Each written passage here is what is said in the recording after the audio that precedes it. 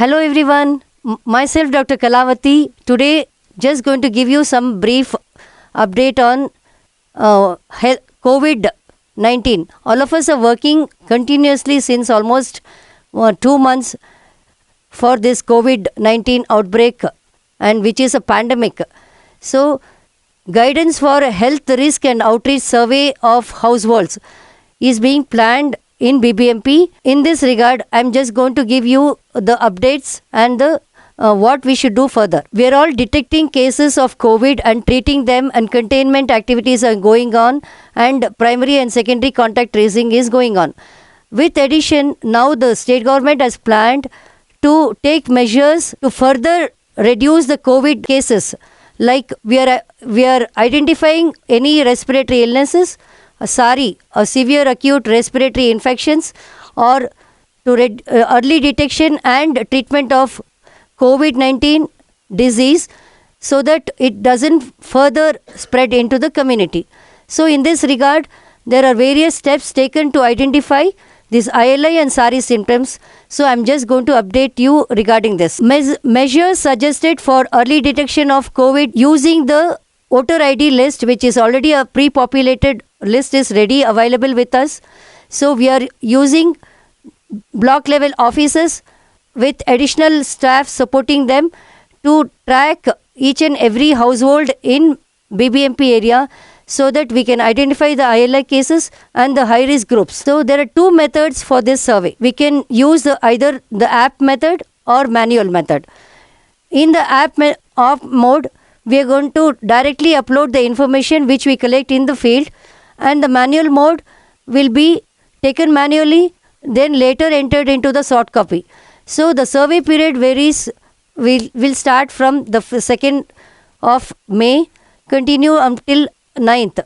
So only as Bangalore is very populous, we are giving this much time for us. Other districts are doing within a short period. So I told you there are two methods. So manual method, we have this already a pre-populated list is there with the voters copy. We have taken data from that, and web format will be created for that by the state government, which will be utilized later. So at the district level, this manual data is filled, taken print back to back. This we are going to take into the field and do the survey. So any guidance regarding this will be coordinated by the state government. So any updates or any difficulties, we have the war room only designated for COVID-19. So you will get the updates and guidance from them. So this is the survey format, which has various columns which will be explained further. So in the column A, we take the head of the household. Once I enter a house, I will take only one member of that house, their name and age. So of the first voter, the household will be pre-populated already. Pre-populated in the sense the data is already entered. So we are going to use that and get the information. So in column B, house number and address is taken. Again, this information is also pre-populated, and for that entry can be made easier.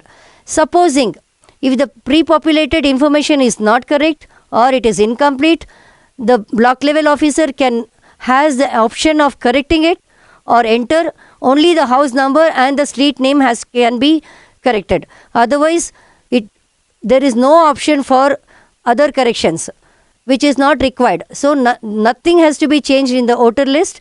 Only the incorrect or the incomplete information can be entered. Otherwise, no option is given for you.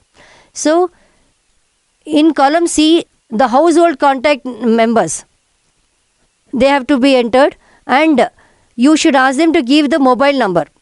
So in Bangalore, so many of them will refuse to give the mobile number. They are not happy to share. In that case, we have to convince them. The BLO has to convince, or the health worker has to convince why this mobile number is important. We can always call them on phone track them in future for any ILS symptoms or any comorbid conditions, so that we can identify them earlier. And if any case, in case they are COVID, we can identify and treat them earlier. So for this sake, we need their mobile number. So even with all this pursuance, if a house member refuses to give the phone number, then the task of the BLO or the health worker increases. We have to make frequent visits to that house to collect their information in future. So better we take the mobile number.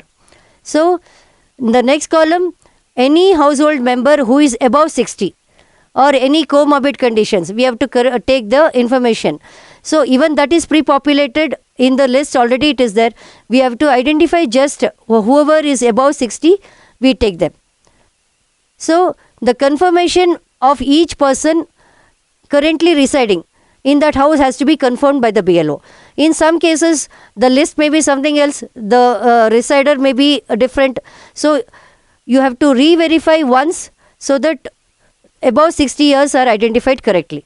So the next column, whoever is age 60 years, or the person or he or she might be suffering with some diseases like hypertension or cardiac problems, diabetes, like she must be a pregnant woman who is always a vulnerable population for us, a lactating mother who is at risk, or they are more risk of catching any infection. So we have to identify that a person in that house belong to whether these conditions, or she is a lactating mother, or she is a pregnant woman, or are they suffering with any symptoms of ILI or COVID or SARI infections, like do they have fever, or if they have any cough or breathlessness, we have to take this. Supposing we find a labor camp or a migrant site or a construction site there, we have to take the whole of migrant group as one house. So we need not number every migrant huts or members into different houses. Just give them one house, take the labor camp name, some of the labor camps are named, or the contractor name we can take. So we have to take that whole group as one house, enumerate the house members there, and number of workers we have to take, their age has to be entered. So what are all the details we take during the household survey? Survey is done at the household level. Only name of the household head, the person who is the head of the family, we just going to take the name, and other details of the family is not required. Only who are the household which are not included in the voters list can be added in the survey list. Labor camps maintained by the construction contractors we can include as only one site, one household. So why do we need this information? So we